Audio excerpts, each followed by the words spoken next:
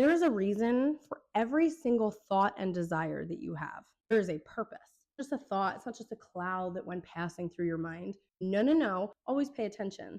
That is your intuition. That is your body. That is your mind, your energy, your brain telling you, like, nothing's a coincidence. Nothing is just because. No, everything's very intentional. And the quicker you catch on, the quicker you're going to quantum leap to get the life you deserve and you want to live and you fantasize about, right? I want to go over something. When I was a kid, when I was growing up, when I was just like a little Brianna, but a bigger Brianna, I'll get to that. I was obsessed with Britney Spears, right? Loved me some Britney. I loved her and I always wanted to be like her. There were three things I wanted to be when I grew up. One was Britney Spears. Just idolized her. I loved how well known she was, how confident she was, how inspiring she was, all that energy. I loved it. She was so bright. She was a bright light at one time. You know. Second thing, I always was attracted to like psychologists and psychiatrists. I always thought that was really, really cool to have people come to you like with their problems and you help them solve it. They trust you enough to open up to you and be vulnerable and help them through something. I think that's amazing. I love that. My best friend Donna and I, right? If you know, you know.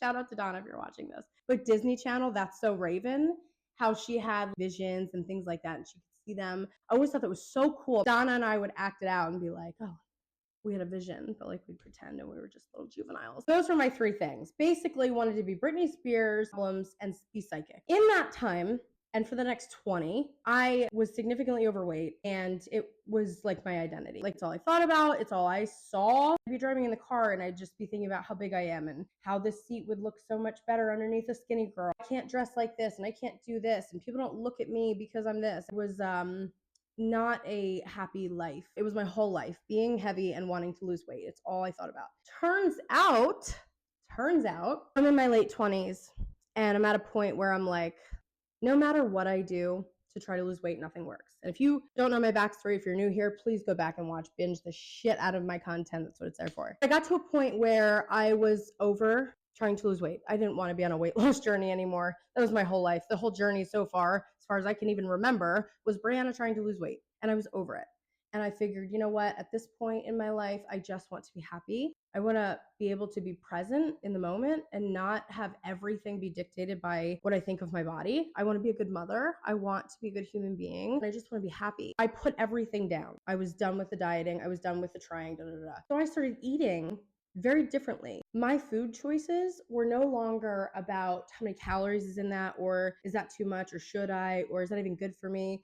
I didn't care. There were two things that mattered to me. Do I even like it? Does it taste good? If there's something I have to choose from, I'm not going to choose something I don't want to eat. That makes no sense. How does that fulfill me? You have to think, if you're not fulfilling yourself and satisfying yourself with your meals, with something that you literally can temporarily have like satisfaction from and fulfill yourself mentally, physically, emotionally, you're not fulfilling yourself and you're just eating it because really you should be because of all these superficial reasons. Imagine how you end up lacking and you try to seek out that satisfaction or that fulfillment elsewhere. It's not necessarily a hunger thing anymore, but now you feel undone. You feel empty. You feel shorted. You feel like you need to be fulfilled somewhere else because you can't turn to food you already ate. Now, at this point in my life, when I've gotten here, I've been working out in the gym regularly. I was constantly in the gym, sometimes twice a day. I started to piece together what the girl, the woman is that I always looked up to. I spent my whole life not liking my body, so all I did was compare.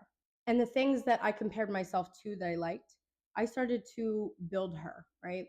All her attributes. And I'm talking inside and out. She was witty. She was confident. She was excited. She was helpful. She was trustworthy. She was honest. She was safe. She was peaceful. She was bright, beautiful, and blonde, and a nice physique, well manicured, and jewelry. I love jewelry, nails done. I had this vision, right? The more I thought about her, the more I started to get to the point where I'm like, why can't I be her? I can be anything I want. There's nobody out there telling you, you can't dye your hair. Yes, there's stipulations, there's hurdles. I don't have the money for it right now, or I can't drastically change my look. There's always going to be reasons. There's always going to be hurdles, but hello, that's life. Like you have to jump them. You have to navigate. I got to a point where I'm like, yo, I can be anything I want when I grow up. Nobody's sitting here telling me otherwise, other than me.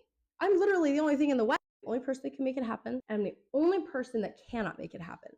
So it's a matter of a decision, right? I didn't have the mindset of, well, I went to the gym, I can eat this now.